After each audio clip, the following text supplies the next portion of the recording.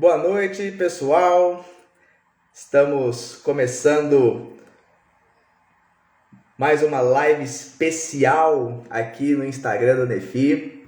Hoje nós vamos falar sobre neocalvinismo e para isso nós convidamos Tiago de Mello, ele que lançou recentemente pela editora Mundo Cristão a obra Neocalvinismo, Tradição e Fundamentos. Vai ser uma live super especial, nós vamos conhecer um pouco mais sobre o movimento neocalvinista. Boa noite, Aline, boa noite, Manu, Juan, Mário, Rodrigo.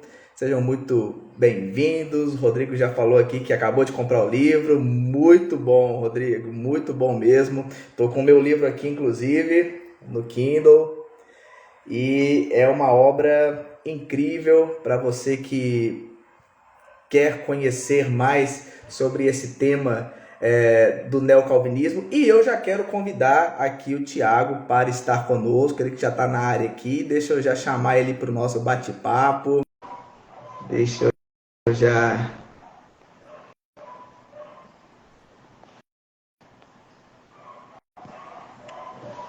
Isso! Boa noite. Boa noite, Bem, como tá, Tiago! Lincoln? Tudo certinho? Tudo ótimo, graças a Deus. E você? Bom, cara, aqui tudo bem também. Obrigado pelo convite, viu? Muito honrado por isso. Eu que agradeço. Para nós é uma satisfação imensa, né? É muito bom conversar com você. Tava comentando, né, que agora há pouco que eu comprei seu livro, adquiri ele, li e é muito bom, é muito didático, né? Assim, é enriquecedor e eu tenho certeza que esse bate-papo nosso hoje vai ser maravilhoso, vai ser muito bom. Quando nós anunciamos, inclusive, essa live de hoje no nosso grupo de WhatsApp, o pessoal ficou super animado, o pessoal ficou super empolgado. Nossa, que legal, vamos falar sobre neocalvinismo. Tem muita gente que faz parte do NEFI, que é da tradição reformada, então é muito legal esse momento de interação contigo e seja bem-vindo ao NEFI. Pô, cara, muito obrigado. Eu estou muito feliz de estar aqui. Obrigado pelo convite. Fico feliz de poder falar de um tema que eu me dediquei um pouquinho de tempo para estudar, sobre o meu livro, né? Que é uma honra ter escrito, ter publicado. Então vai ser muito legal, cara. Estou feliz demais. Muito legal. Inclusive, eu vi que recentemente eu acompanhei uma live que você participou. Foi uma live do Zé Bruno conversando com o J.K. Smith. Então teve duas lives, né? Uma conversa direta com o J.K. Smith mesmo e outra a repercussão dessa live. Então tava você, né? Tava, acho que a Ana Bezerra, o Igor Miguel, tava muito legal. Aliás, quem não assistiu essa live, assistam lá no canal do Zé Bruno, pessoal, é muito legal, tanto a conversa direta que o Thiago, o Zé Bruno, o pessoal teve com o J.K. Smith, quanto a segunda live, que foi a repercussão dessa live com o Smith. Então foi bem legal, depois vocês assistem lá no canal do Zé Bruno. E, Thiago, eu já quero começar esse bate-papo perguntando para você como que surgiu, enfim, a ideia de escrever sobre neocalvinismo, né? Enfim, o que te motivou a escrever sobre esse tema? Cara, então, você falou da live aqui, só para não deixar esse assunto morrer, né? Quem puder assistir essa live com o James Smith, por favor, assista mesmo, ela foi muito boa. Ela foi tão boa que a gente precisou de uma outra live para discutir as questões que ficaram lá. E a gente discutiu questões dessa outra live que poderiam se tornar outra live também. Então, se a gente continuasse, ia ser pro resto da vida, assim, porque o James Smith, ele é um autor muito importante. E, assim, tem tudo a ver com o neocalvinismo, porque foi muito influenciado pelo neocalvinismo. Em algumas obras ele se coloca como neocalvinista, em outras ele não tem necessariamente esse apelo para se pôr desse jeito, mas é muito bom. É importante ler ele hoje em dia. Eu acho que ele ajuda a gente a entender muita coisa que está rolando aí. Mas olha só, então, na verdade é o seguinte, eu quando comecei a ler sobre esse tema, eu comecei pelo próprio Kuyper mesmo, do livro mais conhecido dele, para nós aqui, né, que é o livro Calvinismo. Eu li esse livro achando que eu ia eu ia, até falo isso na introdução do livro, né? Eu achei que eu ia saber um pouco mais sobre as questões da salvação, né? Eu estava justamente naquela fase da teologia onde a gente quer descobrir um pouquinho os mecanismos da salvação. Como Deus salva? Será que Deus usa essa coisa da predestinação? Não usa, né? O que significa isso? Então, eu estava justamente nessa fase da teologia aí, quando eu descobri o Kuyper. Aí eu li ele e vi que não tinha nada a ver com as minhas expectativas. Primeiro que era difícil de ler. Na minha primeira leitura, né, há uns bons anos atrás, era muito difícil de ler. Eu não entendia muito bem o que significava, o que ele estava falando ali. Eu lembro que eu tive que ler assim, a introdução várias vezes para entender, sabe? A introdução não tem nada demais hoje em dia, né, para mim.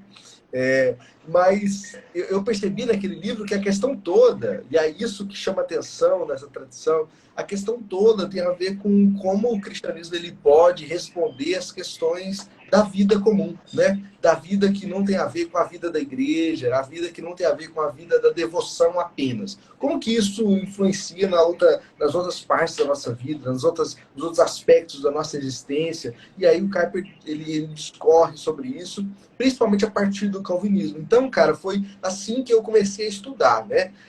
Mas só que, passados anos, eu terminei minha graduação e desde o primeiro ano de graduação eu já tinha convicção de que eu gostaria de permanecer na vida acadêmica. Então, assim que eu finalizei, eu já fiz o processo seletivo para o mestrado, entrei.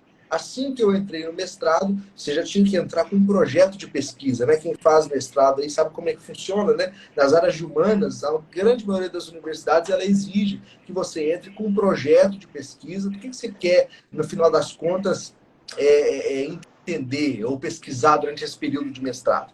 Então, eu ali estava tentando buscar o que seria a teologia pública do neocalvinismo. E foi assim que eu comecei a escrever sobre o tema, porque, no final das contas, o mestrado tem que gerar uma dissertação, né? Um texto ali de 100 a 200 páginas, né, em média, e você escreve sobre aquele tema. Então, eu escrevi sobre a teologia pública neocalvinista. E aí eu consegui escrever a minha dissertação toda sobre vários aspectos que trata, né, sobre o neocalvinismo. Mas assim que eu finalizei o mestrado, eu ofereci esse livro para Mundo Cristão, a dissertação toda. Só que o Daniel, né, que é um editor muito, muito querido, maravilhoso, ele falou assim, olha, é muito interessante, mas esse tipo de material não é o tipo de material que se publica dessa forma, né? Eu não entendi como é que funcionava.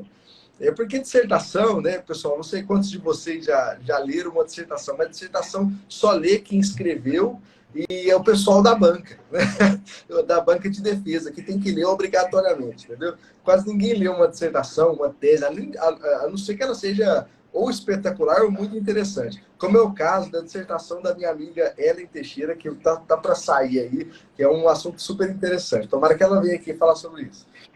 Mas olha só, aí finalizando aqui, porque eu já estou me alongando muito, eu mandei para ele, e aí ele falou, não tem como, mas ele falou, mas vai surgir um projeto da Mundo Cristão, que é o que eles chamaram de curadoria sementes, né? Que é um tanto de livros introdutórios sobre algum tema. E aí, de repente, a gente pode pegar uma parte dele. E aí a gente pegou uma parte da dissertação, que é o primeiro capítulo, e transformamos no que é hoje esse livrinho aí, né, que está publicado aí pela Mundo Cristão. Ele é bem pequenininho mesmo, é um livretinho, né, que é bem para introduzir. Então, foi assim que surgiu. Não, essa curadoria sementes da Mundo Cristão é fantástica, né? Tem o Tiago Abdala, né, que escreve sobre amizade. O Tiago Abdala esteve aqui recentemente, inclusive, falando sobre o livro dele.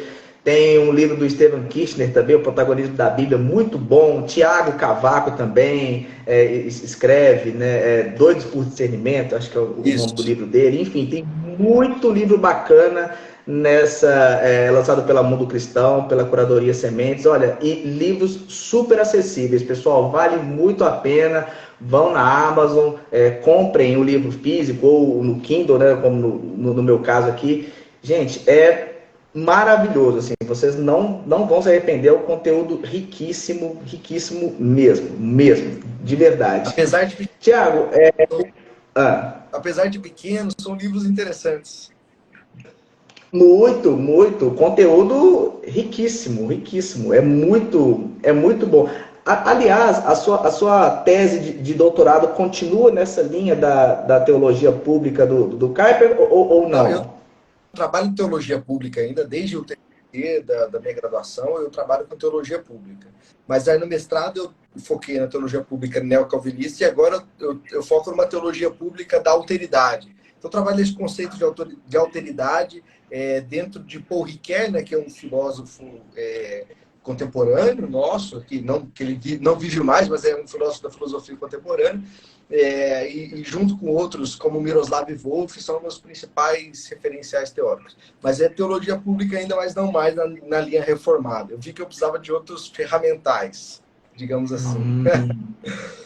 Muito bom, mano. Pessoal, quem quiser fazer perguntas para o Thiago, pode colocar as suas perguntas aqui na caixinha, aqui no balãozinho com a interrogação, que daqui a pouco nós vamos abrir espaço para as perguntas de vocês, tá bom? Thiago, afinal de contas, o que é o neocalvinismo? Quais são suas origens? O que ele propõe? Enfim. Muito bom. Eu vou tentar ser breve, tá? Porque senão eu vou falar Não, tudo. pode ficar à vontade, pode ficar à vontade. O pessoal não vai comprar o livro. Eu quero que todo mundo compre o livro e leia. Mas olha, assim, ó, resumidamente, o neocalvinismo é uma tradição específica. Ela não é o que eu já ouvi muitas vezes, até em congressos acadêmicos, e não foram poucas as vezes que eu ouvi em congressos acadêmicos, sobre os neocalvinistas falando de forma generalizada sobre os calvinistas atuais, né? Como se neocalvinismo fosse isso, não é, não é? Então, é bastante comum que a gente tenha que fazer essa diferenciação antes de qualquer coisa. Ou seja, neocalvinismo é uma tradição específica, nascida na Holanda, no século XIX, do século XIX para o século XX, né? E que tem autores, tem ideias, tem conceitos específicos. Agora, outra coisa é o calvinismo contemporâneo, o calvinismo atual, né? E aí muitos confundem essa nova onda do calvinismo com autores aí famosos como John Piper, John MacArthur, etc. Esse pessoal mais reformado que a gente conhece pela internet, os pregadores, aí se confunde eles com o neocalvinismo, mas ele não tem nada a ver com o neocalvinismo, tá? Isso é muito importante. Então, o neocalvinismo é essa tradição que começa, diz que se começa com Abraham Kuyper, mas Abraham Kuyper, né, esse teólogo que foi também político, articulador, foi escritor de jornal, escritor de livros, inúmeros livros, de artigos, teve doutorado, então era um acadêmico, foi pastor de igreja rural, foi pastor de igreja de cidade grande, ele era um cara assim que fazia muitas coisas, eu não sei como cabia tudo numa existência só, mas ele fazia muita coisa.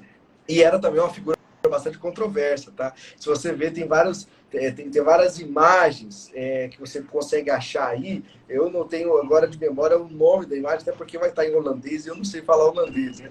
Mas imagens que circulavam na época que ele era primeiro-ministro da Holanda, ele foi primeiro-ministro de 1901 até 1905. Então, ele teve um período interessante como a maior autoridade política na Holanda, como se fosse o nosso presidente, né? E era controverso porque tinha vários adversários deles que faziam aqueles desenhos, né, irônicos para poder falar sobre as suas ações. Ele tentava juntar, por exemplo, católicos e protestantes e calvinistas dentro da política para que pudesse ter um resultado melhor quanto à educação na Holanda. Isso foi uma das pautas que o Abraham Kuyper tinha, né? A educação é uma coisa muito importante para ele, tanto que ele fundou uma universidade, né? E sendo assim, ele tinha muitos oponentes. Então, diz que essa tradição começa com Abraham Kuyper, embora as suas raízes, digamos assim, são calvinistas no sentido mais normal da palavra, né? Nascem ali com João Calvino mesmo, todas as influências estão ali, os principais conceitos estão ali. Dentro do neocalvinismo, por exemplo, existem alguns termos que são próprios. Por exemplo, termos que a gente usa no meio evangélico. Quantas vezes eu ouvi pastores falarem sobre esse termo, pregarem sobre esse termo, mas não necessariamente saberem de onde ele vem.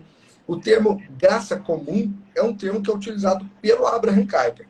Embora, nas institutas de Calvino, você já consiga compreender ali as raízes dessa ideia.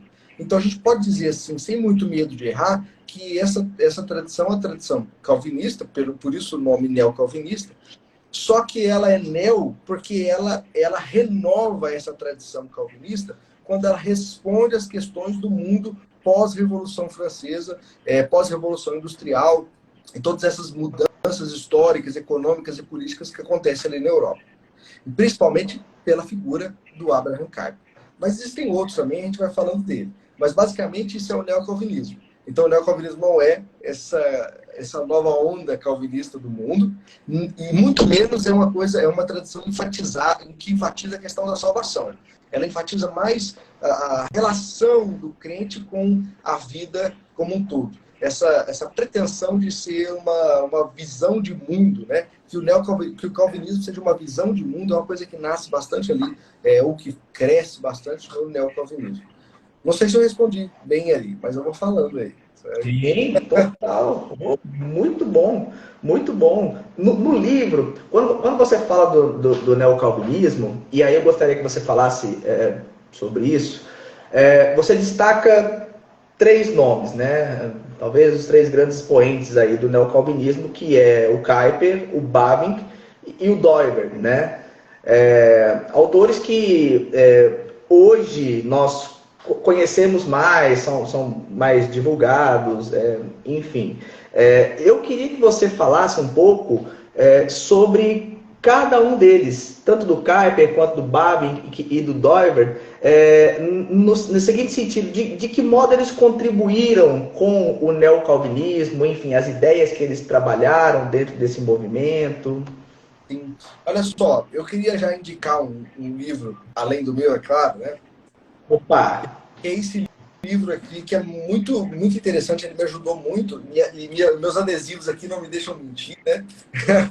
Que é Contornos da Tradição Caiperiana, né? Do Craig Bartholomew. Craig Bartholomew, que é um cara da teologia, que também escreve livros sobre missiologia. Ele escreveu junto com o Michael Gorin aqueles livros Introdução à Cosmovisão Cristã, O Drama das Escrituras. Perfeito. São ótimos livros, né?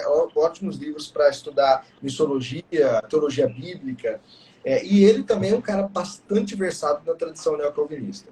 Nesse livro aqui, cara, ele fala bastante sobre esses autores. E ele mostra a importância de cada um deles. A gente poderia fazer outra genealogia e colocar, por exemplo, o Guilherme Van Prinster, né, que era um historiador, que foi um mentor do Kuyper, foi o cara que iniciou ele na política, digamos assim, né? Mas que também foi muito importante para o neocalvinismo. No entanto, a gente pode dizer, eu acho, pelo menos da minha perspectiva, de que o Kuyper é quem realmente funda essa tradição. Portanto, é por isso que eu faço essa escolha desses três autores. São três autores que representam fases diferentes e áreas diferentes do neocalvinismo. Então, vamos um por um. No caso do Abraham Kuyper, que era um teólogo, era um político, como eu falei aqui, era muitas coisas, né? Ele era um cara que tinha inúmeros talentos e ele dedicou a vida dele por partes. Então, ele na escola sempre foi muito bom, né?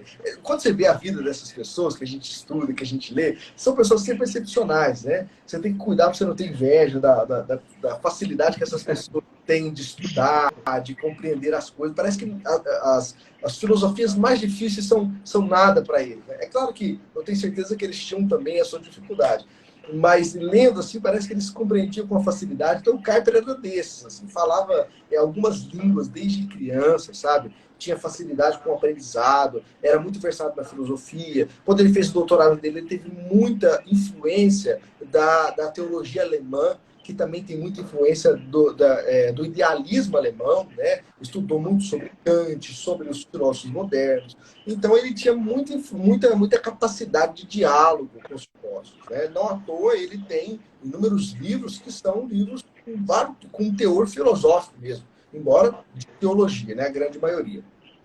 E o Kuyper, ele teve uma relação com esse Guilherme Van Prinster que deu para ele as bases do que é chamado de política antirrevolucionária, né? Que depois se tornou Partido Antirrevolucionário. Era um partido político fundado pelo Kuyper. tá bom? Mas que já tinha um movimento anteriormente, que era o movimento do Guilherme Van Prinsterer, que era esse cara mais aristocrata, né? Como ele era historiador, ele tinha uma outra relação com a maneira como ele fazia teologia ou estudava a fé cristã. Era um cara que tinha sua, na minha perspectiva, na minha leitura, ele tinha as suas raízes ainda bastante conservadoras. O Kuyper, ele era mais moderado nesse sentido, né? Então, no partido dele, ele tinha diálogo com pessoas que hoje seriam consideradas mais progressistas e pessoas que hoje seriam consideradas mais conservadoras. Ele tinha esse amplo penetração assim na política mesmo, sabe?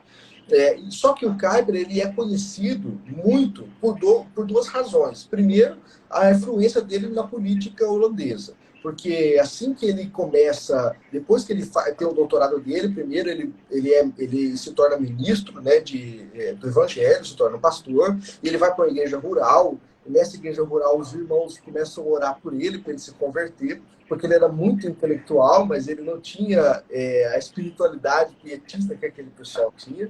Então eles oraram por ele. Ele realmente disse que ele teve uma conversão espiritual.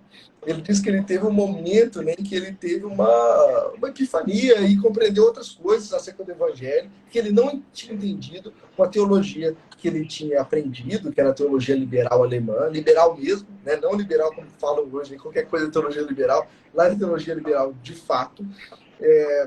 E aí, assim, depois que ele se torna pastor dessa igreja rural e ele fica alguns anos, depois disso ele decide se envolver na política. É ele que ele cria o seu partido político, ele acaba se envolvendo em outras formas de administração pública, até que o momento ele consegue ser primeiro-ministro da Holanda.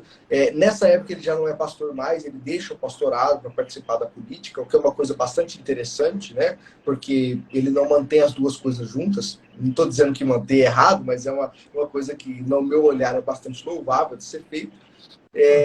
E o Kuyper, ele depois disso fica escrevendo, né? Então ele dá aula, ele fundou uma universidade em 1880, que é a Universidade Livre de Amsterdã, até hoje uma das grandes universidades da Holanda.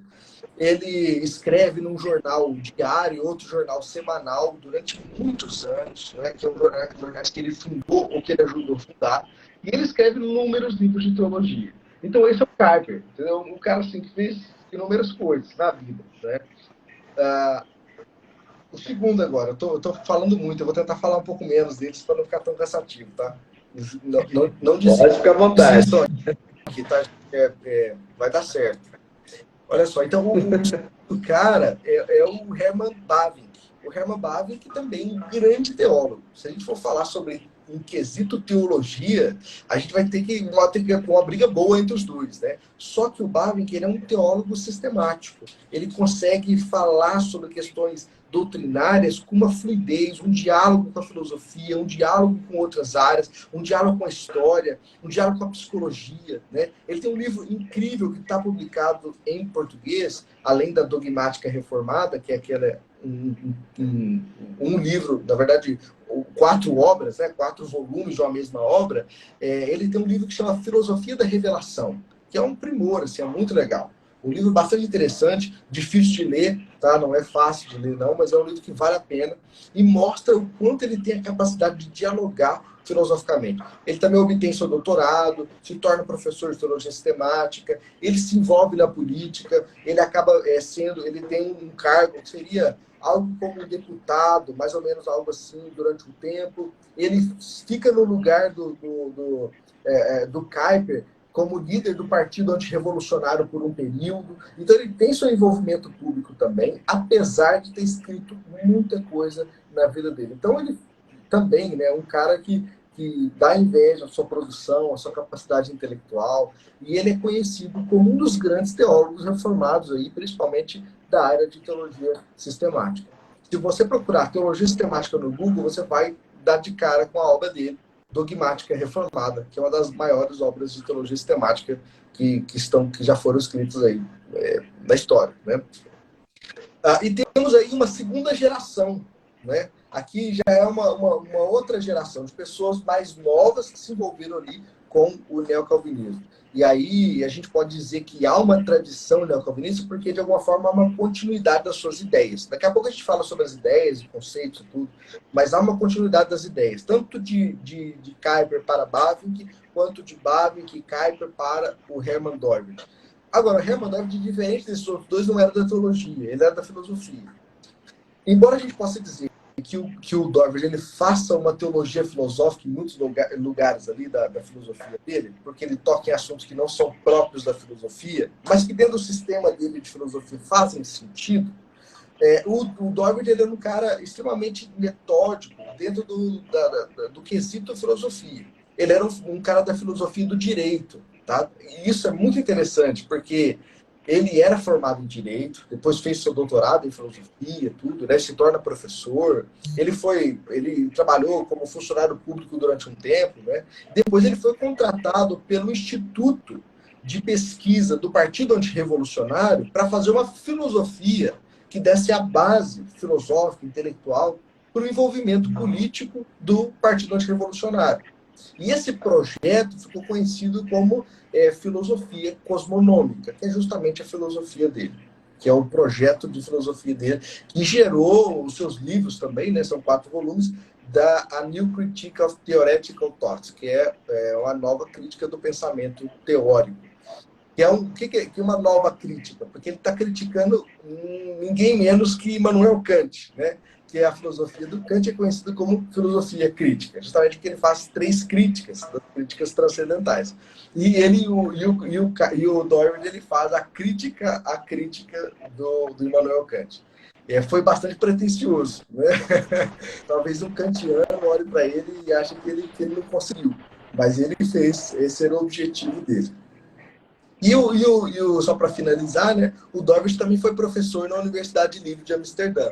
Então, o Kuyper criou e foi professor. O Bavinck, ele resistiu durante um tempo ser professor na Universidade Livre, mas o Kuyper acabou convencendo ele durante um tempo e depois ele foi para lá ser professor de sistemática. E depois o Dorward acabou pegando a cadeira ali de filosofia e colocou a filosofia dele como a filosofia base da Universidade Livre de Amsterdã. Então, assim, pode ver que existe uma continuidade entre esses 3 autores. Aí tem outras pessoas importantes. O cunhado do Dorward foi muito importante, porque ele fez a filosofia cosmonômica junto com ele. Esse é o nome da filosofia, né? Filosofia cosmonômica. E outras pessoas que vão seguindo. Mas eu acredito que esses 3, eles dão o que é singular da tradição. Mais ou menos isso. Muito legal essa construção do pensamento e como um vai influenciando o outro, né, na formação desse pensamento. Uma das coisas que eu achei muito legal no livro é quando você destaca, e eu queria que você falasse um pouco sobre isso, sobre como que o neocalvinismo ele aborda a respeito da soberania de Deus, porque, não sei se é no capítulo 4 agora, ou 5 do livro, a soberania ela é colocada sob 2 prismas, do ponto de vista epistemológico e do ponto de vista social. Eu queria que você falasse um pouco sobre como que o neocalvinismo entende a aplicação, a incidência da soberania de Deus sobre essas duas óticas aí. Boa. Bem lembrado. Está no capítulo 4 mesmo, eu não lembrava, mas eu consultei aqui, você está certo. Parabéns por lembrar aí, eu mesmo não lembrava. Obrigado. Olha só, funciona assim. Por que o neocalvinismo ainda é calvinismo? Esse termo, esse conceito de soberania de Deus é um conceito caro, certo? Diferente de outras teologias. Veja, se a gente for pensar assim, em termos históricos, toda a teologia cristã, não toda, tá? Vou exagerar, mas muitas das teologias cristãs, principalmente até o século XX, trabalhavam com essa base da soberania de Deus. Só que nem todas essas teologias entendiam essa base como um conceito assim, fundamental, central da teologia deles. Agora, o neocalvinismo entende isso. Então, principalmente sob o ponto de vista teológico, né? Isso também está presente em Dorward, na filosofia dele, mas isso tem uma base teológica, ainda que depois ele filosofe em cima disso. O que é a ideia? Primeiro de tudo, tem uma incidência epistemológica. Por quê? Só para não ficar usando esse palavrão e não explicar ele. Né? Epistemologia tem a ver com esse estudo acerca do conhecimento. E quando a gente fala sobre, quando se fala sobre algo epistemológico, se fala sobre algo na ordem do conhecimento, no âmbito do conhecimento. É simples assim. Agora, quando então a gente está falando sobre a soberania de Deus, sobre o ponto de vista epistemológico, o que significa isso? Aqui eles estão falando de uma coisa basicamente teológica da revelação de Deus. Ou seja, o próprio conhecimento humano ele tem uma base na revelação de Deus. Porque se Deus se revelou, se Deus ele se coloca como aquele que se dá a conhecer, que dá capacidade para o ser humano conhecer as coisas, né? Não há outro ponto de partida para qualquer conhecimento verdadeiro sobre as coisas, a não ser a soberania de Deus. Esse é um ponto bastante debatível, tá? Agora, é isso que o neocalvinismo compreende, né? Isso é bastante debatível, porque existem muitas questões aqui. No entanto, é isso que o neocalvinismo entende como a base epistemológica. O Bavinck, ele chega a dizer assim, que a revelação até onde a revelação vai, é onde até o conhecimento do ser humano vai. Ou seja, o ser humano só conhece até onde Deus revelou. Né? Então, se Deus criou, é Deus quem dá o conhecimento sobre o que ele criou. Não só sobre o que ele criou, mas sobre ele mesmo. E sobre nós mesmos. Então, sobre esses 3 pontos de vista, o conhecimento de Deus, o conhecimento de nós mesmos e o conhecimento da criação, Deus é a base. Portanto, Deus é o pressuposto epistemológico. Ele é aquilo que dá base, que possibilita o conhecimento acerca das coisas. Então, essa é a ideia. Agora, como que isso funciona no nível social, no nível das relações humanas? Né? Isso aqui é bastante confundido, mas eu tenho certeza que todo mundo que lê aqui vai conseguir compreender bem, se Deus quiser. Que é assim, quando falamos sobre a soberania de Deus no nível social, nós estamos falando basicamente que Deus ele dá às autoridades humanas o necessário para que eles governem, né? Pensando principalmente em termos governamentais aqui. Então, Deus é soberano e, por isso, o ser humano pode fazer qualquer coisa que ele quiser um com o outro. Né? Se Deus é soberano, a gente tem alguém para responder para cima de mim, para além de mim. Né? Se eu sou um prefeito, se eu sou um presidente, se eu sou alguém que é síndico de condomínio, né? Todas as minhas decisões, de alguma forma, elas são, em última instância, elas têm a ver com a autoridade de Deus, porque eu tenho que responder à autoridade dada a mim por Deus. Isso inicialmente tinha a ver com um contraponto, né, a um absolutismo, pensando aqui em termos do absolutismo de governo, né? Ou seja, um rei ou uma rainha que tem um poder absoluto. Ele é o absoluto, ele é tudo, ele é a autoridade, ele é a lei, né?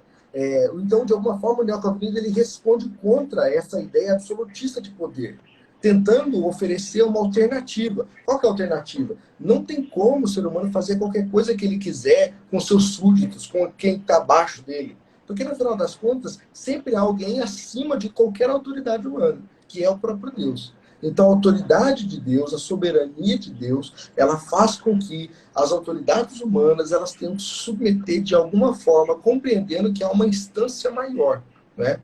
E que, além disso, esse aqui é um segundo passo, né? E que, além disso, Deus criou, Deus deu capacidade à humanidade de desenvolver esferas sociais nas quais Deus deve ser o soberano sobre elas. Contudo, cada uma tem a sua própria soberania, sem que uma incida na outra. Isso também tem a ver com um contraponto ao absolutismo. Ou seja, um governo, um rei, uma rainha, um poder, qualquer tipo de governança humana não pode ter a palavra última sobre qualquer instância da vida. Cada instância da vida tem a sua forma de funcionar. Porque cada instância da vida tem sua própria natureza, tem o seu próprio funcionamento. Eu não posso tratar a família como eu trato a empresa. Eu não posso tratar a universidade como eu trato a empresa. Né? Vamos colocar em termos aqui bastante factíveis, né? Sabe aquelas universidades que são muitas, e a grande maioria hoje em dia, né? Aquelas que a gente diz assim, ó, se você deixar o seu RG lá na porta, você sai matriculado. Se você deixar cair o seu RG na porta da universidade, você sai matriculado. Por que essas universidades são assim? Porque, no final das contas, a lógica do ganho monetário, a lógica capitalista faz com que essas universidades elas queiram ganhar, né, dinheiro para além de educar. Ou seja, ela já perdeu a natureza, a essência dela. A essência dela é educar, é formar pessoas. Esse âmbito da educação ele não pode nunca, né, ser subsumido pelo âmbito da economia. E é por isso que cada esfera tem que ter a sua própria soberania. Então, daí vem esse conceito muitíssimo conhecido, que é o conceito de esferas de soberania. Então, o primeiro passo, Deus é soberano sobre qualquer autoridade humana, de qualquer organização humana. E por isso, a gente deve prestar contas a Deus de tudo que nós fazemos àquelas pessoas que estão convivendo com a gente, ou abaixo da gente, pensando em termos de hierarquia de trabalho, por exemplo. Né? Agora, o segundo passo, Deus também nos deu capacidade de desenvolver instituições e âmbitos da vida que devem funcionar autonomamente, porque não há alguém capaz de dar a palavra final para cada área da vida, sendo que cada área da vida tem a sua própria especificidade. Daí vem, então, a ideia de que Deus também é autoridade sobre essas esferas, para que essas esferas elas não venham a colidir uma com a outra, né, e subsumir, não serem diferenciadas. E aí vem uma filosofia bastante complexa do Doiverd aqui para explicar como isso funciona. Mas é basicamente assim que funciona a soberania de Deus.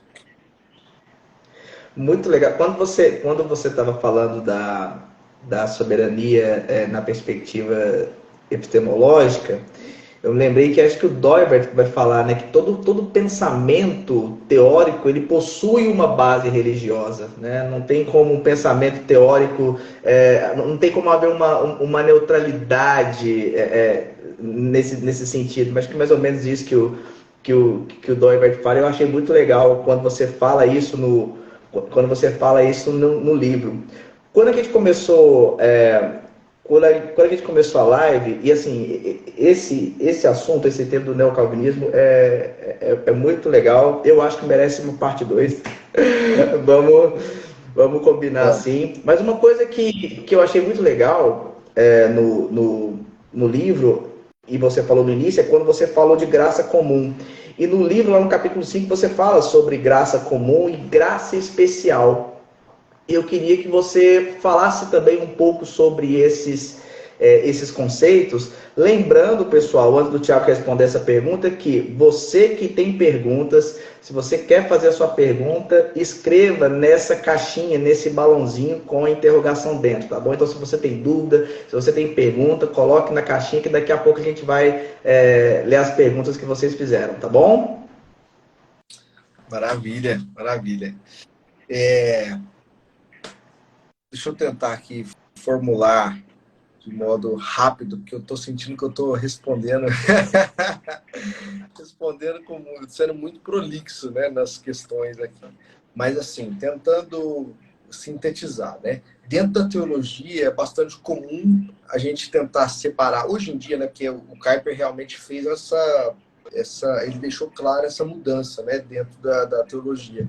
Mas ele diz, então, que existe basicamente uma forma de expressar, duas formas de expressar a graça de Deus. Não é que são duas graças. A graça de Deus é a mesma graça. Contudo, ela se expressa de modo distinto na vida das pessoas. Como uma tradição calvinista, se pressupõe a questão da eleição e da predestinação. Tá? Então, aqui está pressuposta essa ideia.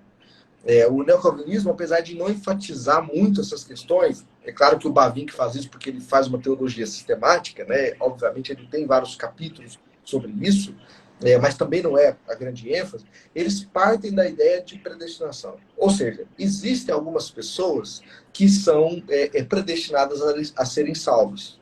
Isso por meio dos desígnios de Deus. Nós nunca saberemos, né, qual é a motivação de Deus, a não ser sua própria vontade. Então, pressupõe-se que algumas pessoas serão atingidas por uma graça especial. Por que ela é especial? Porque ela é singular no seu poder efetivo de salvar as pessoas. Não existe uma graça especial que não salva. A graça especial, ela salva inevitavelmente, né?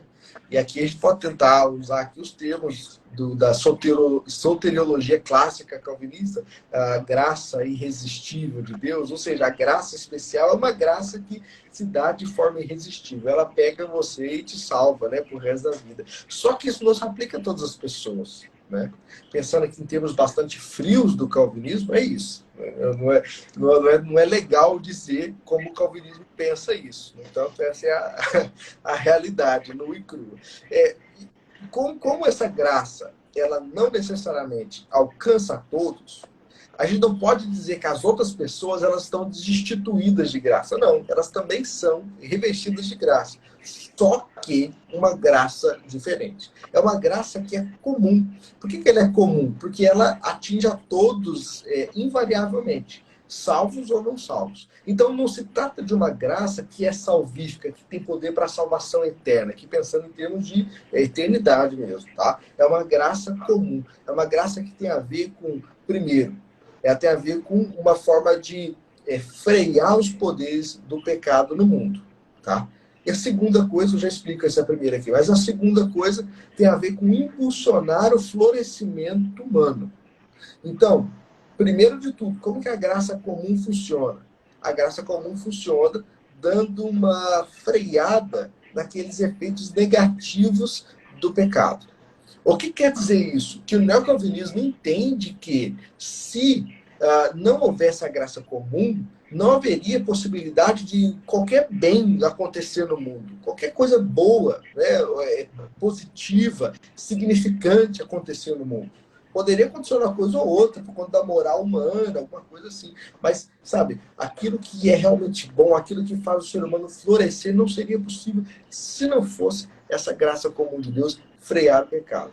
Agora, existe um lado B dessa graça comum, que não é só uma questão de reação, mas é também de propulsão, que é a graça comum dando dons e talentos, capacidades intelectuais, capacidades científicas, etc., para a criação de tecnologia, criação de ferramentas, a criação de instituições, a criação de leis justas, né? que possam possibilitar o florescimento humano, o desenvolvimento da criação. Então, saindo de um jardim e indo para uma cidade, para Nova Jerusalém, há um processo de alguma forma, desenvolvimento humano, né? E esse desenvolvimento ele passa por essa capacidade que a gente tem de construir coisas, etc. Então, essa é a graça comum. Agora, a graça salvífica é essa graça que salva alguns, e é por isso chamada de graça especial, salva aqueles que são eleitos por Deus. Basicamente isso, tá? Agora, se você me deixa só mais um minutinho falar uma coisa, claro, vontade. Isso está muito relacionado com outro conceito neocalvinista, que é o conceito de antítese, né? O que é o conceito de antítese? É a ideia de que, uma vez que o ser humano ele é pecador desde a sua natureza, né? Por natureza, ou seja, há uma natureza pecaminosa do ser humano, né? Que ele nasce inocente, em algum momento ele acaba se tornando pecador. Ele é pecador por natureza. Existe uma questão de essência, até um essencialismo que o neocalvinismo, de alguma forma, ele acaba caindo aqui, na minha percepção, e que diz que o ser humano, então, tem um coração que é voltado sempre ao mal, sempre ao pecado. Quando há o momento de conversão, né? Quando há o momento de novo nascimento, o que ocorre ali é uma ruptura entre aquele coração que antes era pecador e agora ele é regenerado. Ou seja, existem dois tipos de pessoa no mundo atualmente, segundo o neocalvinismo, tá? São pontos debatidos. Quando eu falo segundo o neocalvinismo, é que são questões assim que eu não ponho a mão no fogo. São questões que a gente precisa discutir com muita delicadeza, porque não são fáceis, são complexas. É isso que eu quero dizer, entendeu? E exigiriam mais tempo, mais estudo para a gente chegar a uma conclusão, né? Por isso, então, na minha perspectiva, né, quer dizer, então, que existem duas pessoas no mundo, as regeneradas e as não regeneradas. Então, entre essas duas pessoas, o que tem? Uma antítese. Há um choque, né? Porque algumas têm um coração voltado a Deus, outras não têm um coração voltado a Deus. Umas são convertidas, outras não são convertidas. Umas são atingidas pela graça especial, só que todas são atingidas pela graça comum. Então está ligado mais ou menos a essa questão teológica também. Então perceba que, embora a questão da predestinação e da salvação não sejam aquelas coisas que são assim os marcadores do neocalvinismo, é uma tradição que continua calvinista, então essas coisas ainda contam, né? E talvez isso ajude a gente a entender também. Sim, e com certeza tem seus reflexos no neocalvinismo. Tiago, é possível nós aplicarmos no todo ou em parte as ideias do neocalvinismo trabalhadas por Kuyper, por Babin, por Dooivard e outros nomes? É possível nós trabalharmos esses conceitos no nosso contexto brasileiro, na nossa realidade social, cultural, enfim? Olha, eu estou torcendo para que eu possa fazer uma continuação desse livrinho aqui, porque há outra parte da minha dissertação, para quem gosta de ler esses textos mais técnicos, né? A dissertação está aí disponível, você pode colocar no Google Thiago de Mello Novaes, dissertação, vai aparecer, que está no diretório da PUC e tudo, né? E lá eu respondo essa pergunta. Lá eu estou um pouco mais crítico, porque quando você passa um tempinho estudando uma tradição, você acaba percebendo aqueles pontos que você acha que são pontos que são inviáveis e aqueles pontos que você acha que são viáveis. Então, eu respondo essa pergunta dizendo que, a não ser que a gente faça uma apropriação mais brasileira do neocalvinismo, a gente vai falhar nessa importação, nessa adaptação. Porque há conceitos que são conceitos mais fáceis da gente colocar em prática. Outros não. E outra, há realidades diferentes. Nós estamos falando da Europa, num país que era um país calvinista, né? Os pastores eram servidores públicos. Então, assim, ele era funcionário público. Então, se o pastor ser funcionário público, não tem nada a ver com a nossa realidade hoje. Então, o que significa religião num país como esse? O que significa religião num país como o nosso? Um país com tanta diversidade religiosa como o nosso, por exemplo, né? Então, são desafios diferentes. Eu vou citar apenas um conceito aqui que eu acho que precisa de uma apropriação brasileira para que seja viável. E eu vou citar aqui também uma questão que o Kuyper lutava, que eu acho que é importante para nós hoje, tá? Primeiro, o Kuyper tinha essa ideia de soberania das esferas, correto? Que eu expliquei brevemente agora há pouco. Que basicamente todas as esferas da sociedade, cada âmbito da sociedade deve ter a sua própria autonomia. Agora, vamos pensar isso na nossa realidade educacional do Brasil, por exemplo, né? A grande maioria das nossas universidades que estão aí despontando em pesquisa, em extensão, etc., são universidades públicas. Aquelas que não são públicas, elas dependem ainda assim de recursos públicos para poder manter pesquisa. As bolsas de mestrado e doutorado, as bolsas de professores que são pesquisadores, são todas de verba pública, certo? E eu acho que essa é a maneira que o Brasil encontrou de poder se colocar dentro do meio da pesquisa. Caso contrário, nem ali nós estaríamos, né? E isso, de alguma maneira, é um ponto crítico com a perspectiva da soberania das esferas. Porque, no final das contas, há uma influência, não é, do poder governamental com a esfera da educação. E se nós formos, por exemplo, pensar em termos de grade curricular, cada curso de ensino superior reconhecido pelo MEC, ele tem que passar por uma aprovação do Ministério da Educação. O que isso significa? Que há necessariamente uma influência de um poder político dentro da educação. Não estou falando de uma influência ideológica. Geralmente são aspectos técnicos. Contudo, há uma relação, né? Há uma coisa ali ligada. Então, isso, pensando em termos de soberania das esferas, talvez seja diferente do que Kuyper tinha imaginado. Tanto que ele criou uma universidade que veio de fundos públicos. Ele batia na porta das pessoas pobres e tal, pedia ajuda para o pessoal. Eles fundaram um predinho lá com curso de teologia. Aí depois foram crescendo até que se tornou a Universidade Livre de Amsterdã, que é chamada de Universidade Livre justamente porque não depende, nem financeiramente, nem em qualquer outro âmbito, do governo ou da igreja. Então, é uma proposta que ele colocou em prática, que o Kuyper colocou em prática, que foi dada continuidade pelo resto da tradição neocalvinista, mas que não tem muita aplicação aqui para nós, a não ser que a gente faça uma apropriação crítica disso. Pense, por exemplo, como que a igreja não pode ser influenciada pelo governo e o governo não pode ser influenciado pela igreja. De que maneira? Isso aqui é uma discussão muito antiga, né, da reforma protestante, né? Nem é do Brasil atual. Mas a gente pode pensar, por exemplo, do tanto de perdão de impostos não pagos que as igrejas recebem. Por que elas recebem tanto? Elas não deveriam receber. Por quê? Porque esse dinheiro poderia ir para outro lugar, pessoas pobres, para a saúde, programas de políticas públicas. Isso tudo nos mostra que nós estamos num caminho muito distante e é muito mais confortável para a nossa realidade como cristãos no Brasil que a gente mantenha as relações amigáveis com outros âmbitos, né, que não são âmbitos propriamente da igreja. Ou seja, para a gente colocar para a gente ter um ideal de soberanias, de esferas autônomas e tal, funcionando cada um com sua própria natureza, nós teríamos que estar num outro nível da sociedade. Tirando aqui a influência do mercado, que é muito grande dentro das universidades, dentro de outros âmbitos que não são âmbitos econômicos, que também nos impedem de pensar essa aplicação.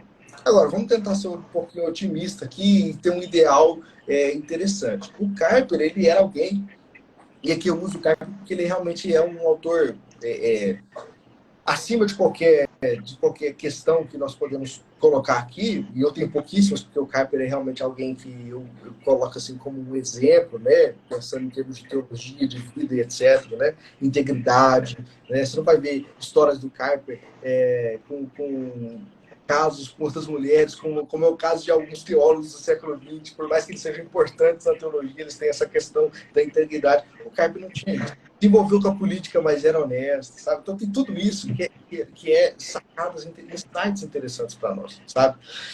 Agora, o Kuyper, ele tinha uma relação muito legal com a diversidade dentro da política, tá? E olha que turning point que a gente teria aqui.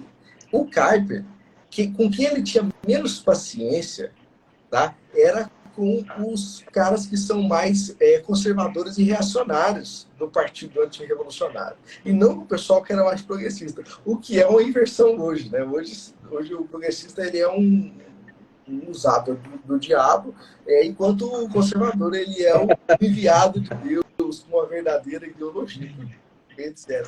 Mas eu não estou defendendo mesmo que o Kuyper, não. Estou dizendo assim, que o Kuyper ele tinha a capacidade de dialogar com diferentes formas de vida, que não só cristãs. Então, ele fez, por exemplo, o Partido Antirrevolucionário, que não existe mais, ele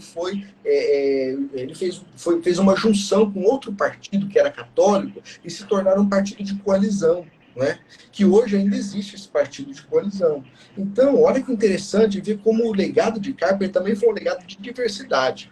Não à toa, esse conceito de esferas de soberania, atualmente, nos neocalvinistas contemporâneos, se tornou aquilo que é chamado de pluralismo estrutural, né? Ou pluralismo direcional, com outro nome aqui também. Ou seja, a ideia de que a sociedade ela é plural. Ela é plural não só nas suas estruturas, porque existem âmbitos diferentes, como a gente já falou, as esferas diferentes, mas também ela é plural no sentido de visões de mundo. E isso não deveria ser uma barreira para o evangélico e a sua relação com a vida pública. Não só com a vida política, mas com a vida pública. Deveria ser, na verdade, uma forma de criar pontos. Se o Kuyper ele estabeleceu para nós que todas as pessoas elas experimentam igualmente a graça comum de Deus, e veja, não há como saber quem é atingido pela graça especial, né, segundo a teologia calvinista. Portanto, a gente tem que tratar todo mundo de forma igual, né? Isso significa que a graça comum ela é para nós a ponte, a melhor ponte que nós temos para que a gente possa convergir com pessoas de diferentes ideologias, visões de mundo, e igrejas diferentes, e teologias diferentes, etc. Tá? Eu posso citar aqui, por exemplo, um teólogo norte-americano, Matthew Kemmick, que escreveu, vou pegar aqui, porque eu não vou esquecer dele. Ele escreveu esse livro aqui, ó, Reformed Public Theology, que foi traduzido agora para o Brasil, né? Esse mês, alguma coisa assim. Mas esse aqui tem um autógrafo, e os que foram traduzidos não tem. Olha só! E aí, Esse é especial, esse especial. exatamente. E ele, cara, faz um trabalho muito interessante. Esse livro aqui, inclusive, é sobre teologia pública neocalvinista, tá? Muito interessante. E aqui cada um escreve um capítulo e tal, mas nesse livro e outro também, e ao conhecer ele, ele falou para mim sobre a importância do diálogo que ele tem com muçulmanos. Ele tem um podcast dentro de uma grande revista de teologia que é chamada Comment, né? Ele tem um podcast que chama Zelotas. Você pode depois procurar no Spotify, que é um podcast que ele faz junto com um muçulmano, um teólogo muçulmano. Aí, assim, ó, eu me pergunto, quando que nós vamos ter uma iniciativa assim aqui? Entendeu? Quando que nós vamos poder... Isso é por quê? Porque nos Estados Unidos existe um crescimento latente dos muçulmanos, né? E aqui no Brasil, não tanto. A gente não vê tanto isso acontecendo. Só que aqui no Brasil, por exemplo, está cada vez mais evidente o lugar devido das religiões de matriz africana. Quando, por exemplo, que vai sair um podcast de um teólogo cristão com um babaorixá e alguém que é uma autoridade dentro do meio da Umbanda, por exemplo. Né? Veja, esse podcast não é para um concordar com o outro, e nem é para um degladiar o outro como se eles quisessem que o outro morresse. Só tem a ver com o diálogo. Entendendo que a graça comum de Deus ela está igualmente comigo e com as pessoas de outras visões do mundo. Tá certo? Então, embora o cristão ele compreenda que Deus se revela em Jesus Cristo é a revelação última de Deus, e ele é o caminho para a fé, para a salvação e tal, isso não tem a ver com o modo como a gente se relaciona, né, com as pessoas. Você não é crente, não tem como eu me relacionar com você. Né? Isso é claro que é uma besteira. Então, quando que vai sair uma iniciativa dessa? Eu fico me perguntando isso. O Kuyper, ele foi a motivação para o Matthew, porque ele falou para mim que o Kuyper, porque ele estudou muito os muçulmanos, ele dialogou muito com os muçulmanos da época, inclusive tem vários livros do Kuyper sobre os muçulmanos, sobre o islamismo. Depois você pode procurar na Amazon, você vai achar o livro que chama On Islamism, né? Eu acho que sobre o islamismo. Se não me falha a memória, é esse o título. E ele trata sobre o islamismo de forma bastante respeitosa. Claro, ele é quase um apologeta, então várias vezes ele combate. Né? No entanto, o trabalho dele é também de diálogo, principalmente por conta da vida pública dele, que ele percebeu que se ele não tivesse diálogo, ele não tem uma plataforma para poder né, oferecer políticas públicas e florescimento humano, como a gente já tem falado. Então, por um lado, tem um desafio que eu acho que a gente tem que ser muito crítico para tentar extrair alguma coisa, que é essa questão da soberania das esferas. Por outro lado, essa questão da graça comum pode ser para nós assim a maior das chaves para a gente compreender esse pluralismo que está ao nosso redor e que nós não precisamos rechaçar. Nós podemos aprender a viver com ele, né, de maneira fiel a Deus, sem querer que o outro se considere inferior porque tem uma fé diferente da minha. Então, enfim, eu acho que isso talvez seja interessante. Se alguém fizer algum podcast desse aí, eu vou gostar de ouvir.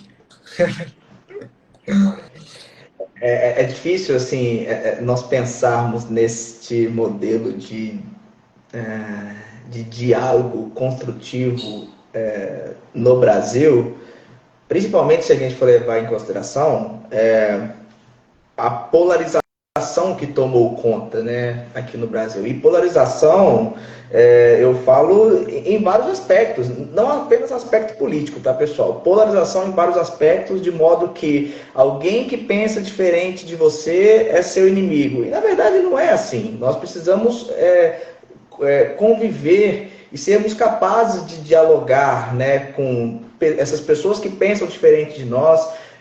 Nós estamos num mundo muito diverso, um mundo globalizado, enfim. Nós precisamos realmente olhar para essas outras, essas outras culturas, essa diversidade social, enfim, e pelo menos nos dispormos a ouvi-las, porque senão a gente pode inconscientemente cair numa ditadura das ideias, ou seja, é a minha ideia, é a que está certa e eu não quero ouvir o outro porque o outro não é... E não tem isso, sabe?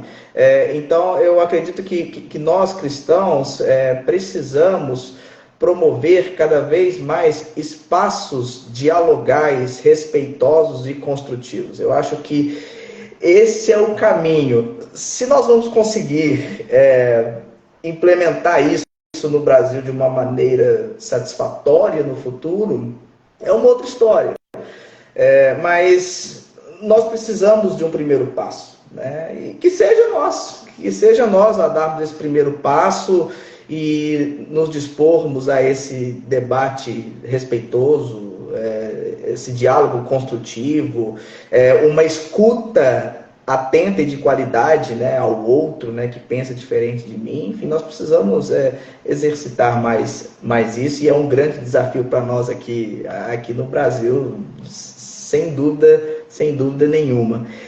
Tem duas perguntas aqui que o pessoal me mandou, eu vou ler elas aqui. Deixa eu ver aqui. Perfeito. Vamos lá. O Vladimar está perguntando. Vladimar, um abraço, meu querido, para você. Vladimar fez duas perguntas. As duas perguntas são do Vladimar, Thiago. A primeira delas é o seguinte: há pensadores influentes do neocalvinismo no Brasil? Rapaz, essa é uma pergunta complicada. Não, ela é complicada porque, assim, ó, são poucas as pessoas que dizem assim, eu sou neocalvinista, né?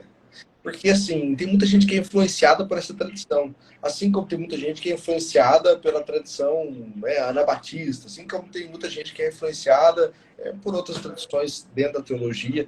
Então, é difícil encontrar gente que fala assim, eu sou neocalvinista. Eu conheço poucas pessoas que se identificam dessa forma.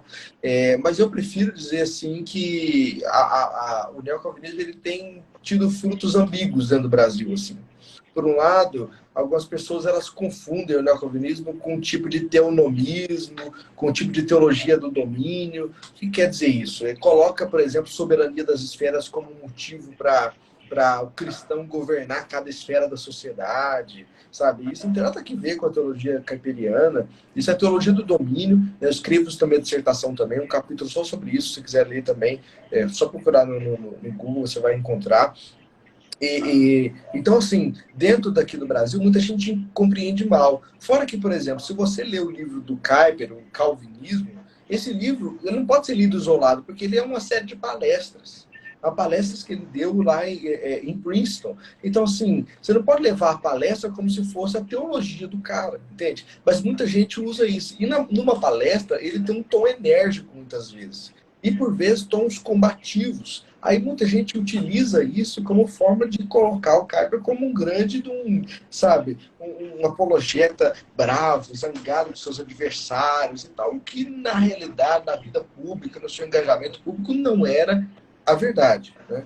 Então, por isso que eu tenho dito assim, eu acho que tem um fruto ambíguo aqui. Muita gente acha que entende o Dorbert, mas não leu Kant, não leu Russell, não leu Heidegger. Você não vai entender nunca o Dorbert, porque ele é um filósofo que dialoga com esses caras. Então, assim, se a gente quer ler ele, a gente tem que sentar a bunda na cadeira e ler muitos outros caras para entender. Então, muita gente fala muita coisa sobre o Dorbert que não é verdade. Muita gente pega um livro, né, que são livros mais introdutórios dele, achando que compreenderam tudo. Vejam, todos encorajando essas iniciativas. Todo mundo tem que começar de algum lugar que melhor comece nessas introduções.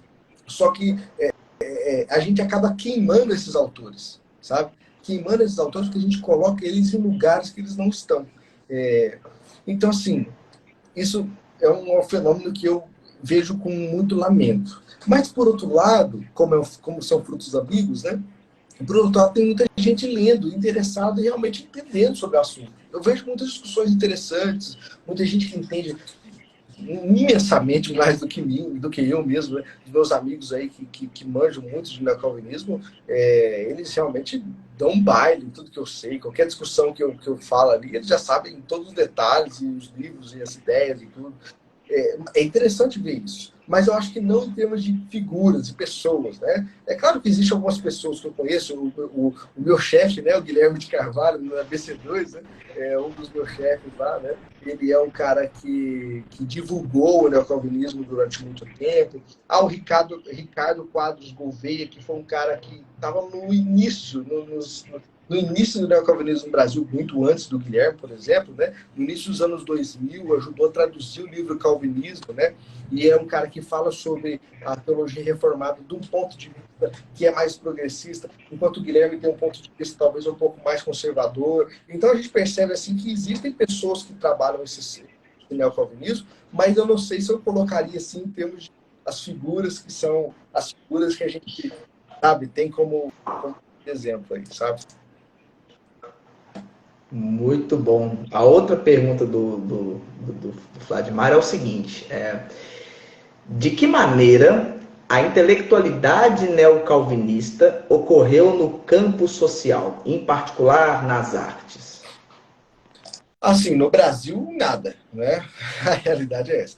Mas fora do Brasil teve uma incorrência, sim, né? O Huckmacher, né?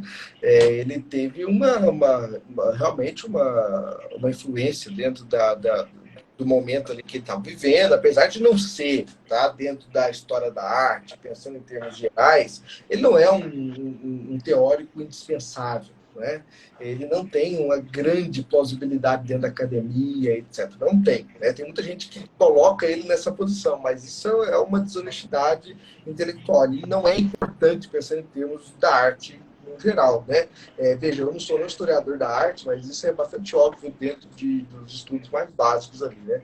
Agora, o Huckmacher, o que ele fez? Ele pegou a filosofia reformacional, a filosofia cosmonômica do Dorbert, que trabalha questões de aspectos da realidade, né? Ele faz um quadro ali com 15 aspectos da realidade, que vai da fé ali, que é o último aspecto, até o aspecto físico, biótico, que é o primeiro aspecto, né, da realidade, e aí vai tendo uma gradação, assim, é bem interessante essa parte da filosofia cosmonômica do Dorbert, e o Huckmacher usa isso para a arte, porque há um aspecto ali que são o aspecto da cultura, né? E esse aspecto da história, que o núcleo de sentido dele é a cultura, ou seja, qualquer coisa que nós vemos tem um aspecto histórico, né? Ele tem um aspecto do tempo, ele é feito por meio de uma cultura, seja a garrafinha, seja o mouse que está aqui, seja o livro, né? Ou seja, todos os objetos da realidade, eles participam dos aspectos, né? Ainda que alguns aspectos não participem de todos os objetos. Alguns seres são racionais, outros não. Então, alguns participam do aspecto racional, outros não, né?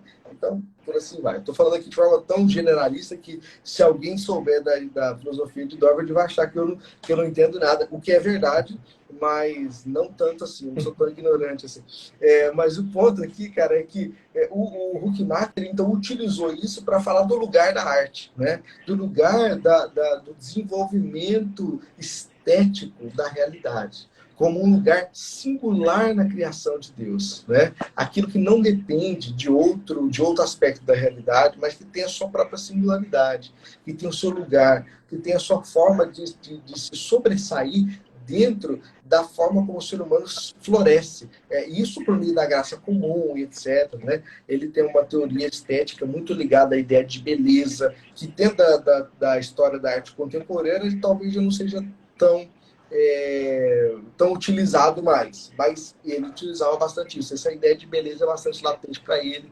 Enfim, então basicamente isso. Existe ocorrência sim, né? O Schaeffer, o Francis Schaeffer, ele não era um neocalvinista, tá? Que isso fique claro, mas ele tinha influência sim do neocalvinismo por conta do Huckmacher, tá bom? O Huckmacher, ele foi um aluno de Dorbert, e ele conheceu o Schaeffer e ele apresentou a filosofia darwiniana para o Schaeffer, tá? Então o Schaeffer não é um cara assim que é versado no neocalvinismo. Você não vai ver, por exemplo, citações de Kuyper, de Bavinck, né, nos livros do Schaeffer. Isso não vai acontecer. Tá bom? Por isso que é mais fácil dizer na minha percepção, tá? Que talvez o Guilherme discorde de mim, né?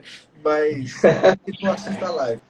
Mas na minha percepção aqui, o Schaeffer ele é mais um pressuposicionalista, né? O cara da apologética pressuposicional, lá do Van Til e etc., dos caras lá, do que um neocalvinista. Na minha concepção, ele não é um neocalvinista, tá? É que deixa isso claro. Mas ele tem influência por conta do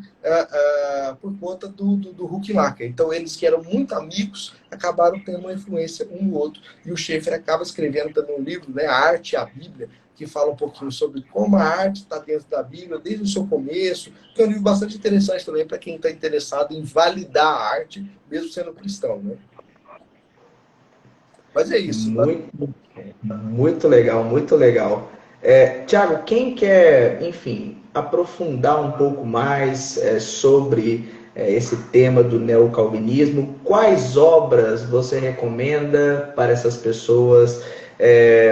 Além do seu livro, claro, gente, por favor, adquiram Neocalvinismo, Tradição e Fundamentos. Vão lá na Amazon no final dessa live, comprem esse livro que é fantástico. Olha, melhor introdução do que essa, impossível. Mas além do seu livro, Tiago, quais outras obras você recomenda para quem quer cavar mais, para quem quer, enfim, esmiuçar mais esse tema do neocalvinismo? Eu vou passar uma listinha aqui, eu só queria dizer uma coisa aqui. Esse livrinho que eu escrevi realmente é uma introdução mesmo, tá? Eu não quero ser pretencioso e dizer que alguém vai compreender com profundidade o neocalvinismo. É um livro para quem quer começar, é um livro para quem quer entender quais são as ideias básicas, os autores básicos. E lá dentro, tá? Nas referências bibliográficas, você vai ver vários livrinhos ali que são referências básicas do neocalvinismo, tá? Então aqui, vamos tentar ir por autor. Já que a gente citou esses três autores, já que a gente não foi para os autores contemporâneos, vamos pensar nesses três. O Kuyper, é muito interessante ler esse livro, Calvinismo, que é a introdução dele, né?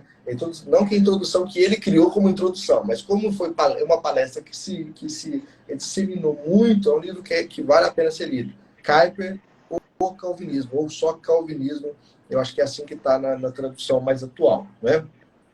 O Bavinck, eu indico esse livro. Esse livro chama Filosofia da Revelação, tá?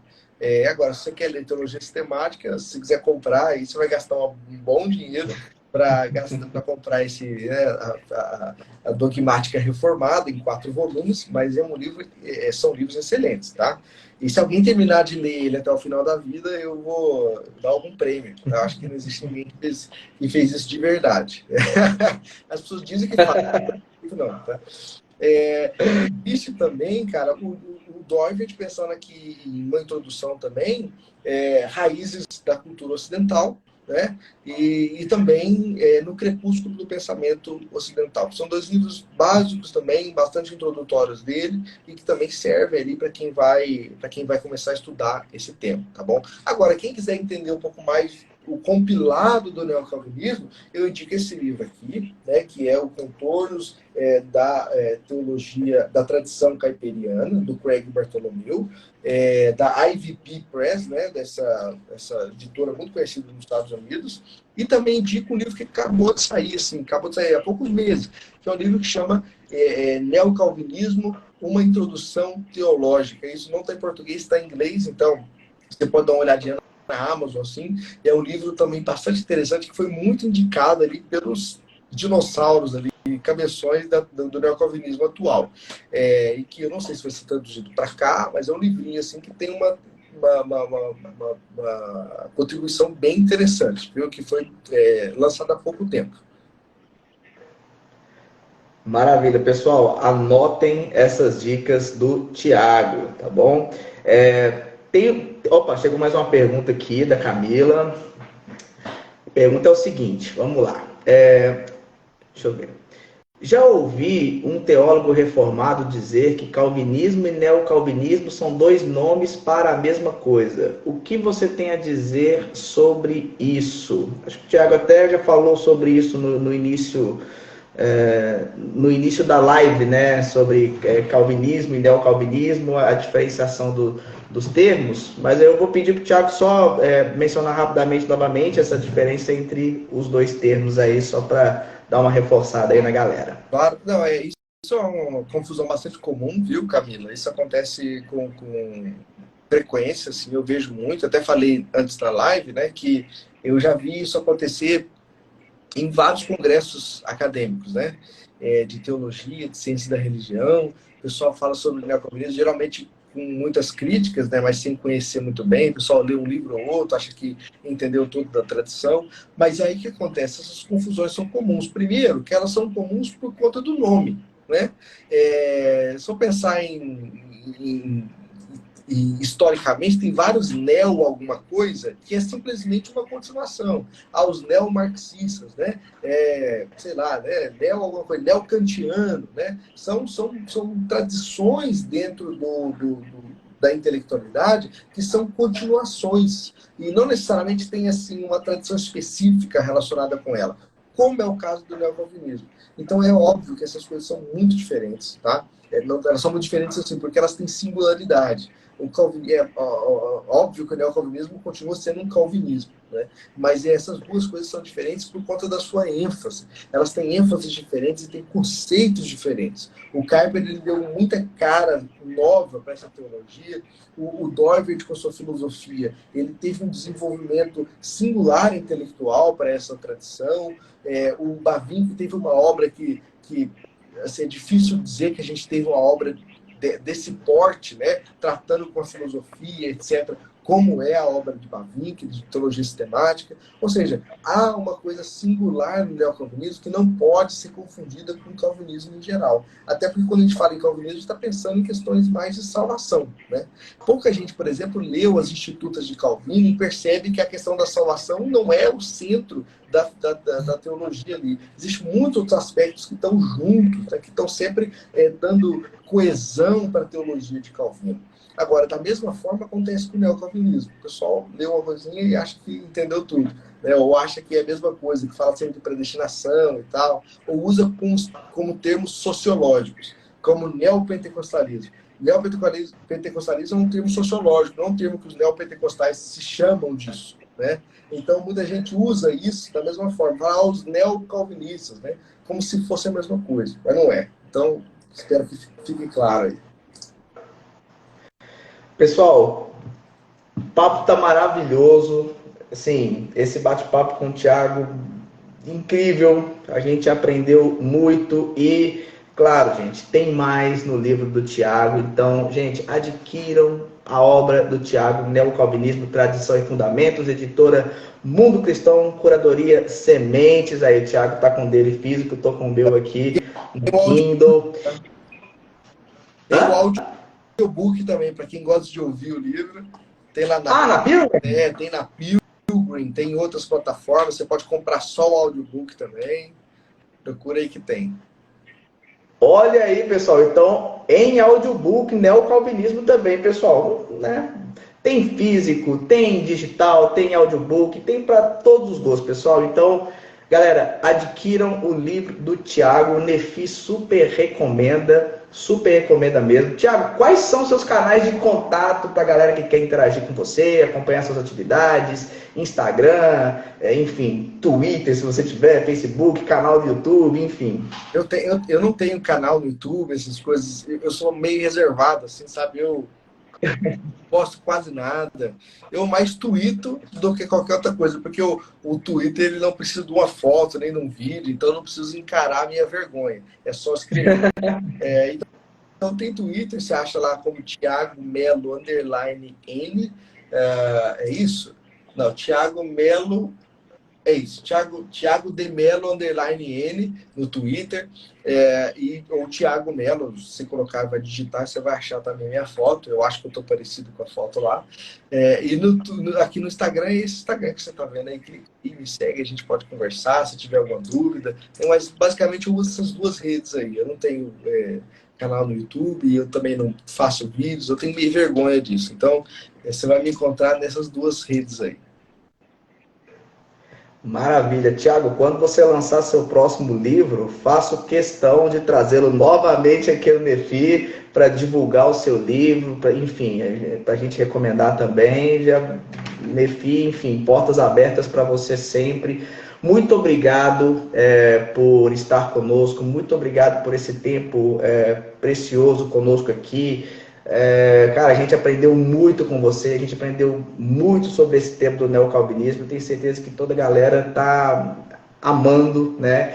A gente vai deixar essa live salva tanto no Instagram e também vamos colocar essa live no YouTube do Nefi. Então, se você ainda não se inscreveu no canal do Nefi, se inscreva, Núcleo de Estudos Fé Inteligente, tá bom, pessoal? Tiago, muito obrigado, viu? Que Deus te abençoe muito. Lincoln, muito obrigado, viu? Valeu, pessoal que tá aí até o final. Valeu você que acordou, dormiu e acordou de novo. Tá valendo. Eu espero que vocês leiam, ouçam, né, o livro. Fiquei feliz de publicá-lo, mas eu quero contar também com retornos aí do pessoal que lendo, me diz o que acharam. E obrigado por esse espaço aqui de falar um pouquinho sobre esse processo de escrita, sobre o livro. Fiquei muito feliz por isso. Obrigado, viu? Tamo juntos. Nós que agradecemos e, assim, pode ter certeza que haverão outras oportunidades. Tomara.